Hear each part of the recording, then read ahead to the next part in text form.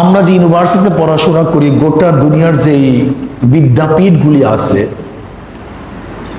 এই বিদ্যাপীঠের মধ্যে যেগুলি কোরআন ও সুন্নাহর সাথে সম্পৃক্ত না, তাদের মূল টার্গেট, তাদের চিন্তা ভাবনা সম্পূর্ণ দুনিয়া কেন্দ্রিক।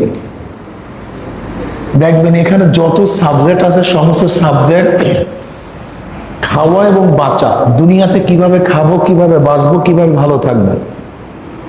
এখানে যত সাবজেক্ট দেখেন, সমস্ত সাবজেক্টের উদ্দেশ্য দুইটা, খাওয়া বাঁচা। فأعوذ بالله من الشيطان الرجيم بسم الله الرحمن الرحيم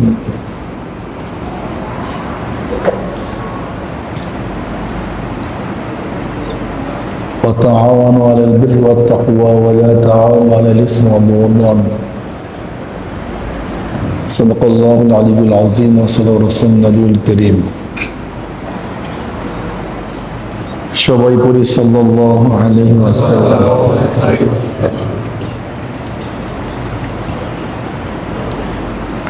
আল্লাহ পাকের শুকর যে মওলাই করিম আপনাকে আমাকে হাজারো লক্ষ মানুষের মধ্য থেকে আল্লাহ পাকের ফরজ হুকুম আসরের নামাজ আদায় করার তৌফিক দান করছেন। শুকরিয়া তান সবাই বলে আলহামদুলিল্লাহ।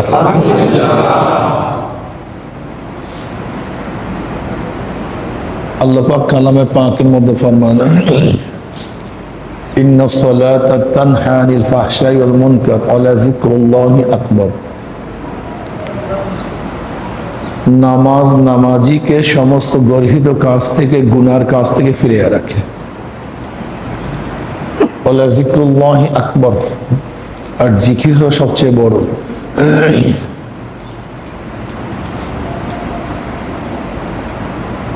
নামাজ সমস্ত গুনাহকে মিটায় দেয়।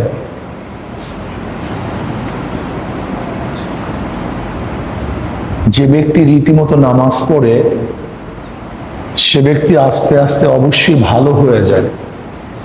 কিন্তু আমরা যে রুকু সাজদা কিয়াম করি, শুধু এর নামই নামাজ নয়। নামাজের দুইটার দিক, একটা হলো বাহ্যিক দিক, একটা হলো ভিতরগত দিক। নামাজের রূহ হলো হুজুর কলব, আনতা আবুদাল্লাহ কাআন্নাকা তারাহু ফাইন লাম তাকুন তারাহু ফাইন্নাহু ইয়ারাক। এটা হলো নামাজের মূল। আল্লাহর দিকে মনকে মনোনিবেশ করা, আল্লাহর দিকে ফিরে থাকা। যাই হোক, নামাজ হল ঈমানের পরে সবচেয়ে বড় রকম। নবী আলী সালাতু ওয়াস সালাম ফরমান, আল ফারকু বাইনাল আবদ ওয়াল কুফর তারকুস সালাত। মুমিন এবং কাফেরের মধ্যে পার্থক্য, মুমিন নামাজ পড়ে, কাফের নামাজ পড়ে না। আমরা যে ইউনিভার্সিটিতে পড়াশোনা করি, গোটা দুনিয়ার যে বিদ্যাপীঠগুলি আছে, এই বিদ্যাপীঠের মধ্যে যেগুলি কোরআন ও সুন্নাহর সাথে সম্পৃক্ত না, তাদের মূল টার্গেট, তাদের চিন্তা ভাবনা সম্পূর্ণ দুনিয়া কেন্দ্রিক। দেখবেন এখানে যত সাবজেক্ট আছে, সমস্ত সাবজেক্ট খাওয়া এবং বাঁচা, দুনিয়াতে কিভাবে খাবো, কিভাবে বাঁচবো, কিভাবে ভালো থাকবো।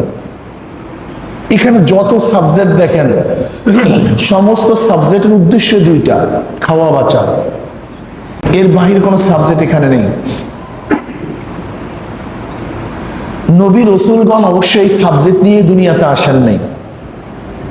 যেই সাবজেক্টগুলি নিয়ে আমরা বেশি পড়াশোনা করি, সব সময় গবেষণা করি, নবী রসুলগণ এই সাবজেক্ট নিয়ে দুনিয়াতে আসেন নাই। কারণ খাওয়া বাঁচা তো এটা কুকুরের প্রয়োজন, শুয়ারের প্রয়োজন, গাধার প্রয়োজন, জানোয়ারের প্রয়োজন, পোকাগুলির প্রয়োজন।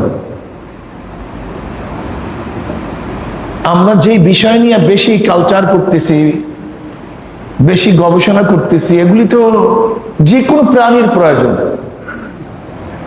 যাদের জন্য জান্নাত জাহান্নাম নেই। কিন্তু নবী রাসূলগণ দুনিয়াতে আসছেন মানুষরূপী অমানুষদেরকে মানুষ বানাবার জন্য। আপনি কিভাবে বিল্ডিং করবেন, কিভাবে কম্পিউটার আবিষ্কার করবেন, কিভাবে মিসাইল তৈরি করবেন, ট্যাঙ্ক কিভাবে তৈরি করবেন, এই শিক্ষা দেওয়ার জন্য নবী রাসূলগণ দুনিয়াতে আসেন নাই। নবী রসুলগণ দুনিয়াতে আসছেন মানুষরূপী অমানুষদেরকে মানুষ বানাবার জন্য, মানুষরূপী অমানুষদেরকে মানুষ বানাবার জন্য। তার মানে হলো এই, মানুষের রূপ হইলেই মানুষ হয় না। যদি মানুষের রূপ, মানুষের চেহারা, অবয়ব যদি মানুষ হয়, তাই ফেরাউনের চেহারা আমাদের মতোই ছিল, সাদ্দাদের চেহারা ব্যতিক্রম ছিল না, নমরুদের চেহারা একই ছিল, কাফের বেঈমান মুশরিকদের চেহারা একই ধরনের হয়, মুসলিমের চেহারা একই রকমের আছে। যারা গোটা দুনিয়ার মধ্যে বড় বড় খুনি, এই যে ট্রাম্পের চেহারা আমাদের মানুষের মতোই, গোটা দুনিয়ার যত খুনিদের চেহারা মানুষের মতোই, কিন্তু তারা মানুষ না। ধর্ষকদের চেহারা মানুষের মতোই, কিন্তু তারা মানুষ না। যদি শিক্ষায় মানুষকে গঠন করতে পারত, 28 লক্ষ কোটি টাকা বাংলাদেশ থেকে পাচার হয়ে গেছে। এই টাকাগুলি কোনো সাধারণ মানুষ কিন্তু পাচার করে নেই, না রিক্সাওয়ালা, না ঠেলাওয়ালা, না কুলি মজদুর, বরং ইউনিভার্সিটি থেকে যারা বড় উচ্চ শিক্ষায় শিক্ষিত তারাই কিন্তু টাকাগুলি পাচার করছে। তার মানেটা কি? এই মানুষের অবয়বের নাম মানুষ না,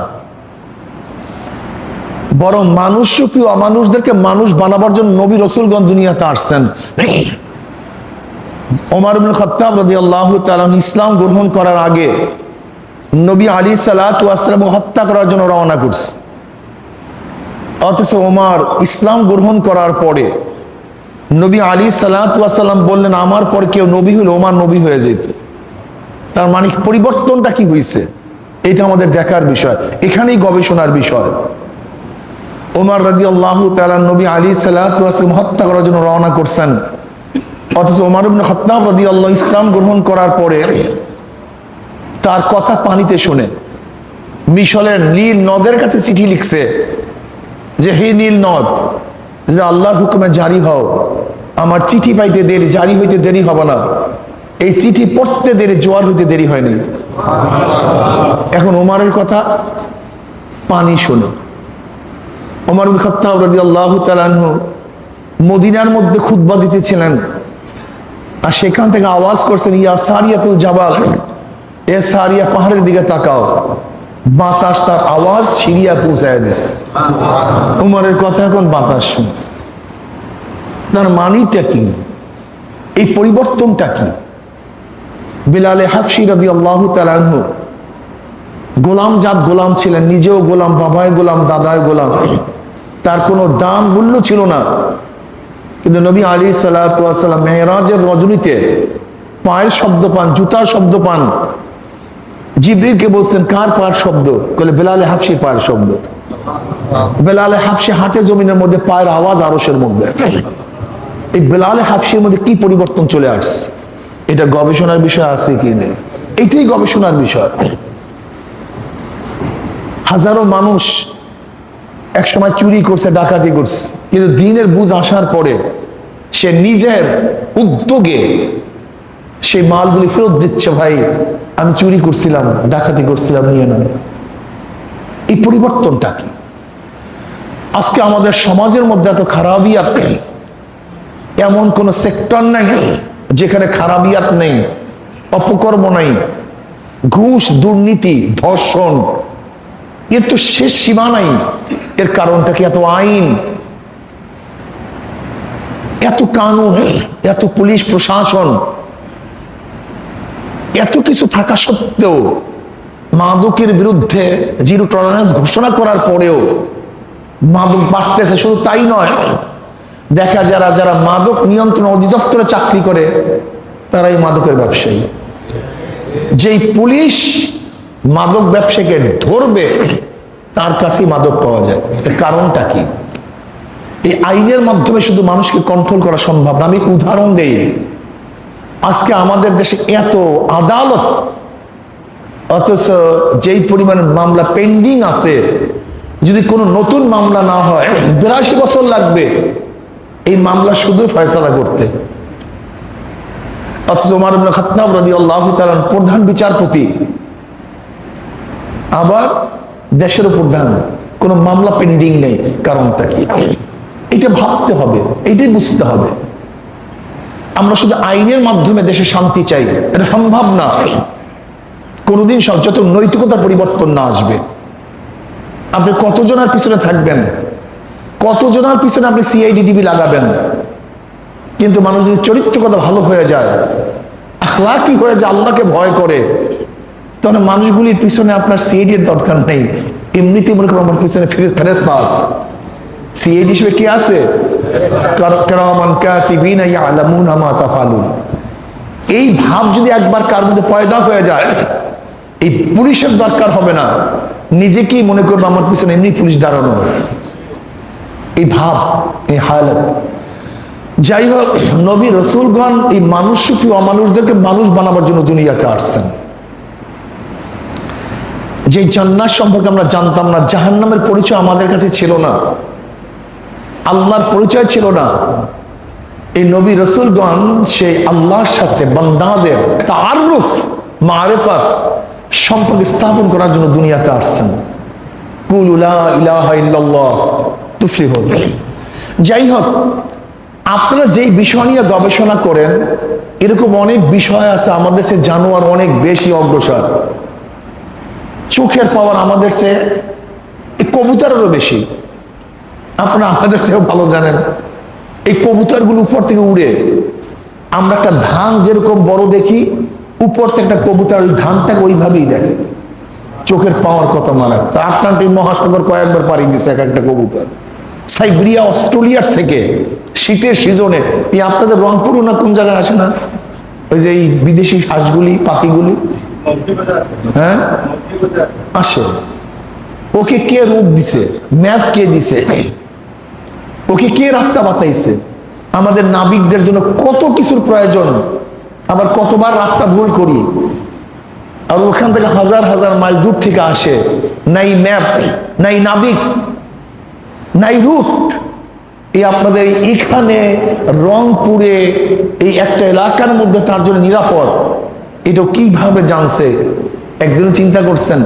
একদিনও চিন্তা করি না। সমস্যাই ওই যে দুনিয়ার ব্যাপার নিয়ে সবসময় সারাদিন চিন্তা করি। একটা শ্রবণ শক্তি, কানের শ্রবণ শক্তি আপনার চেয়ে আমার চেয়ে কুকুরের অনেক বেশি, অনেক পাওয়ারফুল, মারাত্মক পাওয়ারফুল। নাকের ঘ্রাণ শক্তি তো আপনার চেয়ে আমার চেয়ে কুকুরের হাজার হাজার গুণ বেশি। কত গুণ বেশি ডাক্তাররা ভালো বলতে পারবে। এই প্যাকেটের মধ্যে কি আছে আপনার আমার নাক বলতে পারবে না, কিন্তু কুকুরের নাক বলতে পারবে এই প্যাকেটের মধ্যে কি আছে। এখানে হত্যা করার পরে আপনার আমার নাক বলতে পারবে না, কিন্তু কুকুরের নাক বলতে পারবে এখানে কে ঢুকছিল। স্টমাক শক্তি ওদের আমাদের চেয়ে অনেক বেশি। এইটা খাইতে পারি না, ওইটা খাইতে পারি না, সেইটা খাইতে পারি না। আর একটা কুকুর পচা গান্দা খাওয়ার পর সব হজম করে, স্টমাকের কোনো সমস্যা নেই, কোনো ঝামেলা নেই, বুট বুট বুট বুট কিচ্ছু নেই, ক্লিয়ারলি। তার মানে ইন্দ্রিয় শক্তিগুলি, খাওয়া বাঁচার শক্তিগুলি আপনার চেয়ে আমার চেয়ে জানোয়ারের অনেক বেশি, যেইটা নিয়ে হাজার কোটি কোটি মিলিয়ন ডলার ব্যয় হচ্ছে, যেইগুলি নিয়ে হাজার হাজার কোটি কোটি মিলিয়ন ডলার ব্যয় হচ্ছে, এইগুলি আমাদের চেয়ে জানোয়াররা অনেক ভালো পারদর্শী। গর্ভপাতের ব্যাপারে কত হসপিটাল আর জঙ্গলের মধ্যে হাজার হাজার জানোয়াররা গর্ভপাত করতেছে, কোনো সমস্যা নেই, একেবারে ক্লিয়ারলি। সবই ওদের ভালো, বাচ্চা পালনের দিক থেকে আমাদের চেয়ে অনেক ভালো। যেই জিনিসগুলো নিয়ে গবেষণা করি আমাদের চেয়ে জানোয়ার অনেক বেশি অগ্রসর, যে আপনি চিন্তাও করতে পারবেন না, অনেক অনেক অনেক বেশি। যাই হোক, এদিকে আমি যাব না। কিন্তু আমরা মানুষ যে জিনিসের মাধ্যমে সেটি নিয়ে চিন্তাই করি না। আমাদের মূল দর্শনটা কি? গায়েবের ব্যাপারে আমাদের গবেষণা করা। এই গায়েবের ব্যাপারে জানার ক্ষমতা একমাত্র আল্লাহ পাক মানুষকে দিছে, অন্য কোনো জানোয়ারকে দেয় নাই।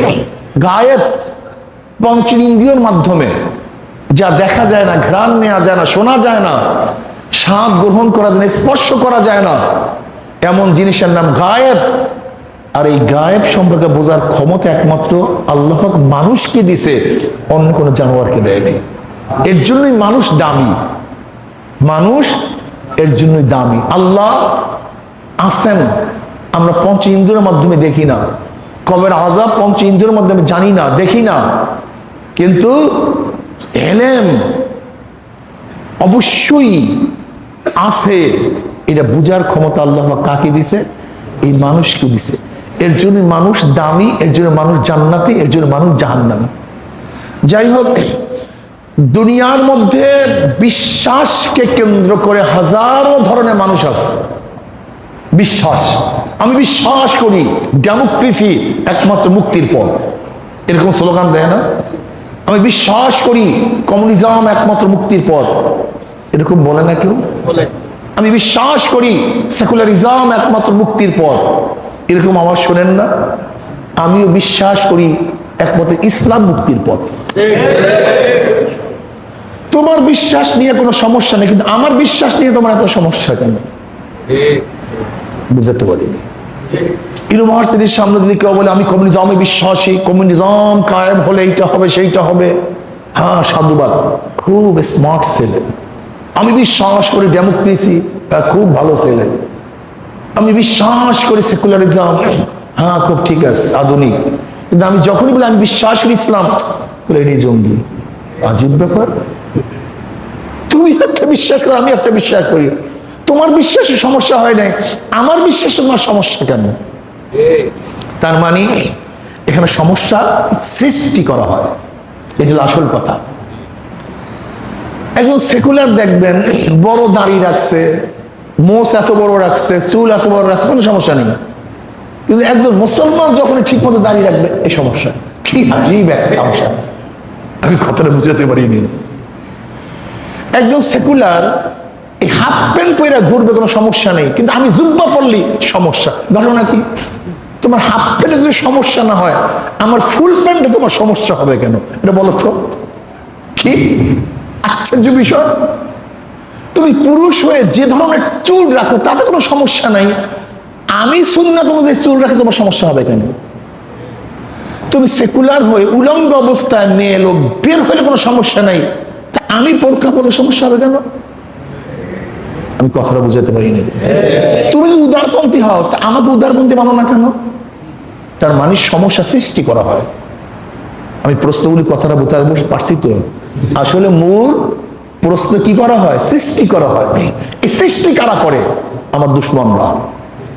আজকে দেখবেন আমার মুসলমান সন্তানদেরকে শিক্ষা দেওয়া হয়, তুমি উদার, তুমি উদার, তুমি সেকুলার, এটা মাথার মধ্যে ঢুকানো হয়। তার মানে ওর মাথার থেকে ঈমান এবং ইসলামকে চিরতরে বিদায় দেওয়ার জন্য একটা শব্দিং করা হয়, পুশিং করা হয়। এইমাত্র যে উদাহরণগুলি দিচ্ছি তাদের কোনো সমস্যা নেই। একটা মেয়ে, বয়স্কা মেয়ে, ও যে ইচ্ছা যেরকম ইচ্ছা সাজবে, এতে কোনো সমস্যা নেই। কিন্তু আমি যখন বলি ইসলাম অনুযায়ী সাজবে, তাহলে এ তো মধ্যযুগীয়, এ তো মৌলবাদী, এ তো মোল্লাতন্ত্র, এ তো চরমপন্থী। আপনি একদিন চিন্তা করছেন সেন্সটা কি? একদিন চিন্তা করছেন? ইউনিভার্সিটির মধ্যে মন্দির থাকলে সমস্যা নেই, মসজিদ করলে সমস্যা। ইউনিভার্সিটির মধ্যে ওরা পূজা করলে সমস্যা নাই, আমাদের বাংলাদেশে জিকির করলে সমস্যা। একদিন চিন্তা করছেন? তোমাকে সেকুলার বানাইয়া যারা সেকুলার সাজে, তারা কিন্তু ঠিকই মন্দির গিয়ে পূজা করে। পূজার দিন গিয়া দেখো, গিয়া দেখো তাদের ঘরের মধ্যে একটা মূর্তি আছে, গিয়া দেখো তোমাদের প্রফেসরে, যাও আজকে যাও, তোমাকে এতক্ষণ সে শিক্ষা দিচ্ছে সেকুলার হও, উদারপন্থী হও, এই ধর্মতন্ত্র বাদ দাও। তোমাকে যেই ব্যক্তি এই শিক্ষা দিচ্ছে, ঘরে গিয়া দেখো তার একটা মূর্তি পূজা আছে, সে মূর্তি কি পূজা করে? তোমাকে এইমাত্র সেকুলার বানাইছে, অত পূজার সময় গিয়ে সে ঠিকই মন্দিরে গির্জায় গিয়ে সেজদা করছে, আর তোমাকে সেকুলার বানাই দিস। মুসলমানের সন্তান, তোমাকে সচেতন হতে হবে। তুমি মুসলমান, তুমি আল্লাহকে বিশ্বাস করো। এই দুনিয়ায় শেষ না, এই দুনিয়ায় সবকিছু না, বরং এই দুনিয়াতে জিন্দেগির সীমাবদ্ধতা আছে। কত কত আছে মানুষ, আমাদের দেশের মানুষের গড়ে হায়াত এখন কত? 70 নাকি একটু বাড়ছে মনে হয় গড়ে হায়াত, 60 বা 70, 65 গড়ে হায়াত, 65 গড়ে হায়াত 65। অথচ এই 65 বছর হায়াতের জন্য আপনারা পড়াশোনা করেন 30 বছর।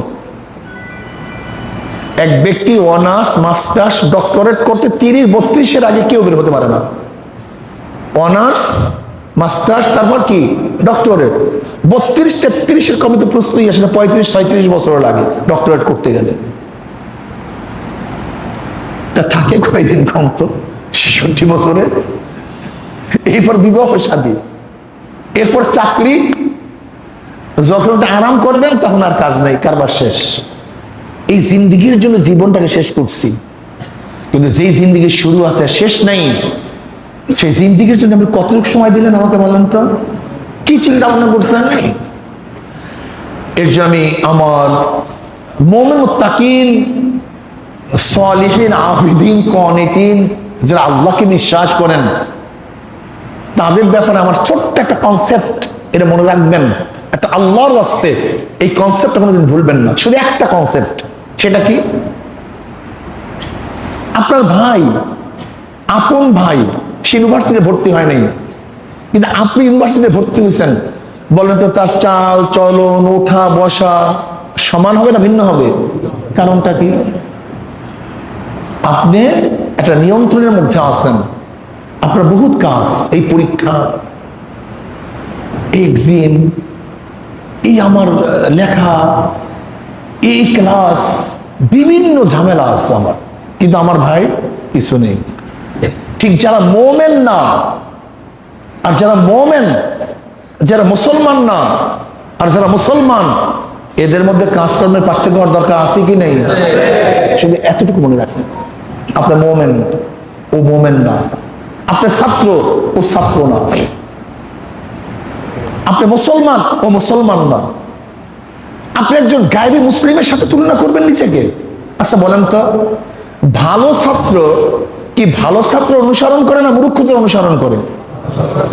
হ্যাঁ, এই ব্যাপারে আপনার একমত না দ্বিমত? একজন ভালো ছাত্র কার অনুসরণ করে? আপনি একজন মুমিন কার অনুসরণ করতেছেন? আশ্চর্য বিষয়। একজন ভালো ছাত্র যেরকম মূর্খ মানুষের অনুসরণ করে না, একজন ভালো ছাত্র কখনো কোনো অবস্থায় যে ছাত্র না তার অনুসরণ করে না। একজন মুমিন হয়ে আপনি একটা বেঈমান অনুসরণ করতেছেন কেন? একটা কাফের অনুসরণ করতেছেন কেন? একটা মুশরিকের অনুসরণ করতেছেন কেন? মনে রাখবেন, আপনি যত বড় ভালো ছাত্র হন না কেন, মূর্খদের সাথে থাকলে আপনি একজন মূর্খ হয়ে যাবেন, আপনি পাস করতে পারবেন না। ঠিক আপনি মুমিন, মুসলমান, যদি কাফের, বেঈমান, মুশরিকদের অনুসরণ করেন, আপনি দেখবেন বেঈমান হয়ে গেছেন। কোনো সন্দেহ নেই, কোনো সন্দেহ নেই। এর জন্য আপনাকে অবশ্যই একজন ভালো মুমিন অনুসরণ করতে হবে, ভালো মুসলমান অনুসরণ করতে হবে, ভালো মুত্তাকিনের অনুসরণ করতে হবে। যে আপনি ভালো মুমিন মুত্তাকিনের অনুসরণ করেন, যেরকম একজন ছাত্র ভালো ছাত্র অনুসরণ করলে সে আস্তে আস্তে ভালো হয়ে যায়, আপনি ভালো মুমিন মুত্তাকিন মুসলমান অনুসরণ করলে আপনি একজন ভালো মুমিন মুসলমান হয়ে যাবেন। এই জন্য আল্লাহ কি বলেন? ইয়া আইয়ুহাল্লাযীনা আমানুত্তাকুল্লাহ ওয়া কুনু মা'আস সাদিকিন। দেখেন শয়তানের কাজটা কি? আল্লাযী ইউওয়াসউইসু ফী সুদুরিন নাস মিনাল জিন্নাতি ওয়ান নাস। ওর কাজই ওয়াসওয়াসা দেয়া, ওর কাজই ওয়াসওয়াসা দেয়া। এই শয়তান মনের মধ্যে শুধু ওয়াসওয়াসা দিবে, এইটা লাগবে না, সেইটা লাগবে না, এইটা দরকার নাই, সেইটা দরকার নাই, এটা কেন, ওইটা কেন, সেইটা কেন। ওর কাজই ওয়াসওয়াসা দেয়া। আল্লাযী ইউওয়াসউইসু ফী সুদুরিন নাসি মিনাল জিন্নাতি ওয়ান নাস। এই দুই ধরনের শয়তান। যেই শয়তান, মানুষ শয়তান, আপনাকে আমাকে শুধু ওয়াসওয়াসা দিবে, এই ওয়াসওয়াসার থেকে অবশ্যই আপনাকে আমাকে বাঁচতে হবে। আকুন মা'আস সাদিকিন, নেককার আল্লাহওয়ালাদের সম্পর্ক রাখতে হবে।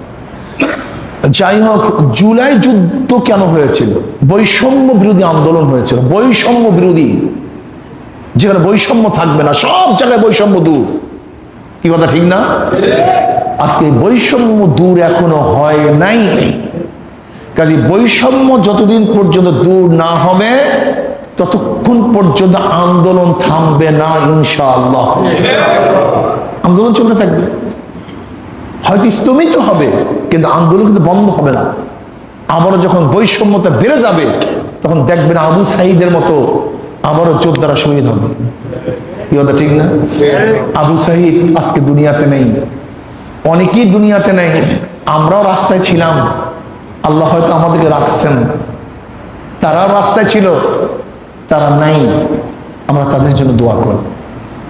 আমি ছাত্রদের বলবো, আসুন শুধু মাথার মধ্যে একটা ঢুকান, আমি একজন মোমেন, একজন মুসলমান। যে কোনো একজন ছাত্রের সব সাবজেক্টে ভালো রেজাল্ট করলে সে ভালো ছাত্র, ঠিক একজন মুসলমানের সব সাবজেক্টে ভালো আমল করলে সে একজন ভালো মুসলমান। কথাটা বুঝাতে পারি কি? কথাটা ক্লিয়ার বুঝাতে পারছে? একজন ছাত্রের সব সাবজেক্টে যখন ভালো রেজাল্ট করে তখন সে ভালো ছাত্র। একজন মুসলমান যখন তার প্রত্যেকটা সাবজেক্টে ভালো রেজাল্ট করে, ভালো আমল করে, সে তখন একটা ভালো মুসলমান। আর আল্লাহ কি বলছেন?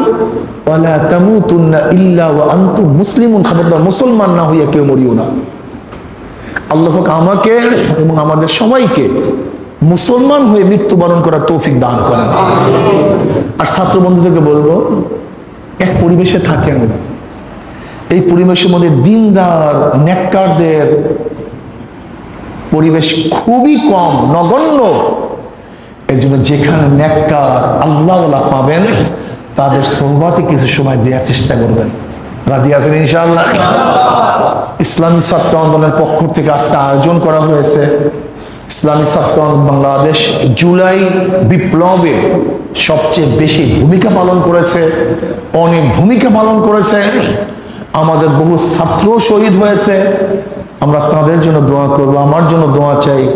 আল্লাহ যেন ইসলামের উপরে জিন্দা রাখেন, ঈমানের সাথে কবুল করেন এবং সবাইকে দিনদার নেককার হিসেবে আল্লাহ পাক কবুল করেন। খাস করে মুসলমান সন্তানদেরকে আল্লাহ পাক ইসলামের পরিপূর্ণ বুঝ দান করেন। এটি সবচেয়ে বড় সমস্যা। আমাদের মাথার মধ্যে আমাদেরকে সেকুলার বানাবার জন্য হাজারো প্রজেক্ট চালু আছে, কিন্তু আমাদেরকে মুসলমান বানাবার জন্য ইউনিভার্সিটির মধ্যে কোনো প্রজেক্ট চালু নেই, কোনো প্রজেক্ট নেই। আল্লাহ আমাদের সবাইকে খাঁটি মুসলমান হওয়ার তৌফিক দান করেন। আল্লাহুম্মা আমিন। ربنا ظلمنا أنفسنا وإن لم تغفر لنا وترحمنا لنكونن من الخاسرين ربنا آتنا في الدنيا حسنة وفي الآخرة حسنة وقنا عذاب النار আল্লাহ আমাদের গুনাহ খাতা মাফ করে দেন। আল্লাহ গুনাহ খাতা মাফ করে দেন। আল্লাহ গুনাহ থেকে বাঁচিয়ে থাকার তৌফিক দান করেন। আল্লাহ যতদিন জিন্দা রাখেন ইসলাম ফে জিন্দা রাখিয়েন। যখন শেষ ডাক দেবেন ঈমানের সাথে ডাক দিয়েন। ইয়া আল্লাহ, আমরা যারা হাত তুললাম, জানি না কার মা নাই, বাবা নাই, স্ত্রী নাই, স্বামী নাই, সন্তান নাই, দাদা নাই, দাদু নাই, নানা নাই, নানু নাই, আত্মীয় নাই, স্বজন নাই। আল্লাহ যত মোমেন মোমেনাত মুজাহিদরা কবরে শুয়ে সবার কবরে আযাব চিরতরে মাফ করে দেন। ইয়া আল্লাহ, খাস করে আবু সাঈদের জিন্দেগির সমস্ত গুনাহ খাতা মাফ করে দেন। আল্লাহ জুলাইতে যারা শহীদ হয়েছে সবার গুনাহ খাতা চিরতরে মাফ করে দেন। ইয়া আল্লাহ, গোটা দুনিয়ার সমস্ত মুজাহিদের কবরকে জান্নাতের বাগিচা বানায় দেন। ইয়া আল্লাহ, আমাদের শায়েখ ও মুর্শিদের কবরকে জান্নাতের বাগিচা বানায় দেন। ইয়া আল্লাহ, আপনার জমিনে আপনার হুকুমত, ইসলাম হুকুমত কায়েম করে দেন। আল্লাহ শরীয়ত আইন বাস্তবায়নের জন্য সর্বোচ্চ চেষ্টা করার তৌফিক দান করেন। মা দাদা সহ तमाम দুনিয়ার মাশায়েখদের মাকামকে জান্নাত মধ্যে বুলন্দ করে দেন। আমাদের আহলে আওলাদ আমার খাস গোলাম বাদী সব কবুল করে নেন। রব্বির হামহুমা কামা রাব্বায়ানি সগীরা ওয়া সাল্লাল্লাহু তাআলা আলা খায়রি খালকি মুহাম্মাদ ওয়া আলিহি ওয়া আসহাবিহি ওয়া আজওয়াজিহি ওয়া আতবাইহি আজমাইন ওয়ারহামনা মাহুম برحمتك يا أرحم الراحمين।